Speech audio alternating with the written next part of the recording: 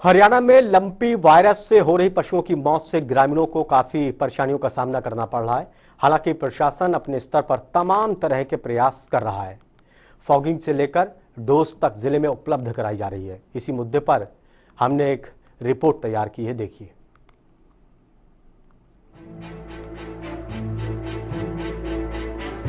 हरियाणा में lumpy virus का प्रकोप लगातार बढ़ता जा रहा है। प्रदेश के कई जिलों में लंपी वायरस से गायों की मौत हो गई है, तो वहीं जिलों में धारा 144 भी लगानी पड़ी है। जहां तक बात सिरसा जिले की करें तो अब तक 147 गौवंश की मौत हो चुकी है। वहीं फतेहाबाद में लंपी वायरस से अब तक 41 गौवंशों की मौत हुई है। हालांकि पशुपालन विभाग लगातार लंपी वायरस पर नजर बनाए हुए है। पशुपालन विभाग तेजी से टीकाकरण अभियान भी हर रोज चला रहा है। लंपी स्किन डिजीज जो मेनली गायों में होती है और आंशिक रूप से जो भैंस है उसमें भी होती है, उसमें संक्रमण को रोकने के लिए हमने इंटर डिस्ट्रिक्ट और इंटर स्टेट मूवमेंट बंद कर दिए। कोई भी जो कैटल है उसकी मूवमेंट ना सिरसा से बाहर हो सकती है, ना सिर्फ कहीं और से सिरसा ला सकते हैं। इसके अलावा हमने जितने भी पशु मेले लगते थे उन सबको भी बैन करने का निर्णय लिया है। पशुपालन विभाग के डायरेक्टर जनरल ने पूरे प्रदेश के लिए 18 लाख गोटापॉक्स डोज की मांग की है। उन्होंने बताया कि सोमवार को वैक्सीन मिलने की उम्मीद है। हालांकि किस जिले को कितनी वैक्सीन मिलेगी अभी ये नहीं पता चल पाया है। वहीं रविवार को वैक्सीन कम होने के कारण कुछ स्थानों पर ही टीकाकरण किया जा सका। इसके लिए वैक्सीन सबसे पहले तो हम आइडेंटिफिकेशन कर रहे हैं कि कौन कौन से एनिमल जो है बीमार है, अफेक्टेड है। आइडेंटिफिकेशन के बाद उनको सेग्रीगेट कर रहे हैं और सेग्रीगेशन के बाद जो है वैक्सीनेशन प्रोग्राम चलाया गया है कि जो बीमार है उनको तो सिम्टोमेटिक दवाई देते हैं, जो बीमार अभी तक नहीं हुए हैं उनको अलग करके उनको भी जो है वैक्सीन लगाई जा रही है ताकि वो प्रिवेंट हो सके इस बीमारी से। यहाँ पर लगभग 7,000 के करीब वैक्सीन लग चुकी है हमारी जो आई थी टोटल। डॉक्टर का कहना है कि लंपी स्किन डिजीज एक वायरस बीमारी है जिससे संक्रमित मवेशियों में बुखार, आंखों और नाक, मुंह से लार आना, पूरे शरीर में गांठ, दूध उत्पादन कम होना और खाने में कठिनाई इसके मुख्य लक्षण दिखने लगते हैं। प्रशासन ने जिलों के अधिकतर क्षेत्रों में जानवरों के अंतर्राज्यीय कार्यक्रमों पर भी प्रतिबंध लगा दिया है, जिसमें गुरुग्राम में पशु मेलों और जानवरों के प्रदर्शन के आयोजन शामिल हैं। गुरुग्राम जिला में 25 टीम गठित हुई हैं। ये बीमारी जानलेवा नहीं है, सिर्फ इसमें मोर्टेलिटी रेट 1 से 2% ही है। इन्फेक्शियस ज़रूर है, तो इसमें ये एहतियात बरतने की ज़रूरत है। हालांकि प्रशासन सतर्कता के साथ ही लंपी स्किन डिजीज बीमारी की रोकथाम के लिए कार्य कर रहा है। साथ ही शहरी और ग्रामीण इलाकों में फॉगिंग का कार्य शुरू कर दिया गया है। स्थानीय शहरी निकाय विकास एवं पंचायत विभाग और पशुपालन विभाग को अपने अपने इलाकों में फॉगिंग करवाने के निर्देश जारी किए गए हैं। जिले के सभी उपमंडलों, खंडों, गाँव में दवाई का छिड़काव जोरों से किया जा रहा है। ब्यूरो रिपोर्ट, जनता टीवी।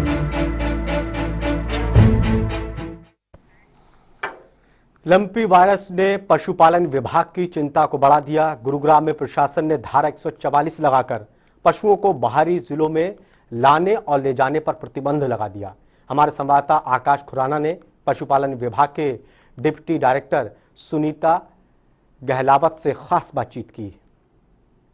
पशुओं में लगातार फैल रहा लंपी वायरस को लेकर गुरुग्राम प्रशासन की क्या कुछ तैयारी है, इसी पर ज़्यादा बातचीत करने के लिए मेरे साथ मौजूद हैं पशुपालन विभाग की डिप्टी डायरेक्टर पुनीता गहलावत। आज मीटिंग भी हुई है, तो क्या कुछ तैयारियां हैं लंपी वायरस जिस तरीके से लगातार फैल रहा है? आज प्रातः 10 बजे माननीय डिप्टी कमिश्नर साहब की अध्यक्षता में एक मीटिंग ली गई है, जिसमें पशुपालन विभाग के अधिकारी, निगम के अधिकारी, पुलिस विभाग, हेल्थ विभाग और सभी गौशालाओं के प्रधान, वॉलंटियर्स, गौ सेवक के साथ डीसी साहब ने विस्तृत चर्चा की और इस बीमारी के बारे में बताया गया, इसके लक्षणों के बारे में बताया गया और क्या क्या सावधानियां लेनी हैं। तो पशुपालकों के लिए सबसे ज़रूरी इसमें, क्योंकि ये वायरस की बीमारी है, एक वायरस से होती है और ये एक इन्फेक्शियस इरप्टिव डिजीज़ है जिसमें पशु को बुखार आता है, पशु के शरीर पर चकत्ते और नोड्यूल्स बन जाते हैं, पशु के मुंह से और आँख से स्राव बहता है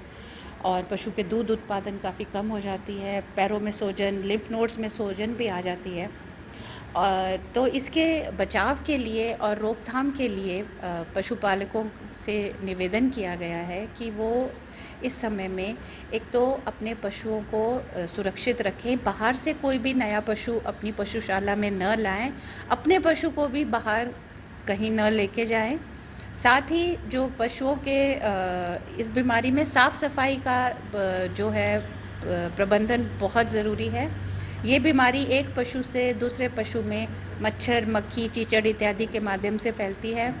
तो अपनी पशुशाला में इंसेक्टिसाइड्स का स्प्रे करवाएं। पशुओं को कोशिश करें कि उनको एक्टोपैरासाइट्स की दवाई दें ताकि उनके शरीर पर कीचड़ इत्यादि ना हो। और अपने बड़ी गौशालाएं हैं या बड़ी पशुशाला हैं तो उसमें फॉगिंग करवाएं। साथ ही दूषित पानी, दूषित चारा के माध्यम से भी ये बीमारी फैलती है। और जोहड़ इत्यादि में पशुओं को ले जाने में, एक जगह पे बहुत सारे पशुओं को एकत्रित करने से, मेला पशुओं का लगाने से या खरीद फरोख्त करने से, ये इस पे बिल्कुल बैन लगा दिया गया है सरकार द्वारा, प्रशासन द्वारा भी।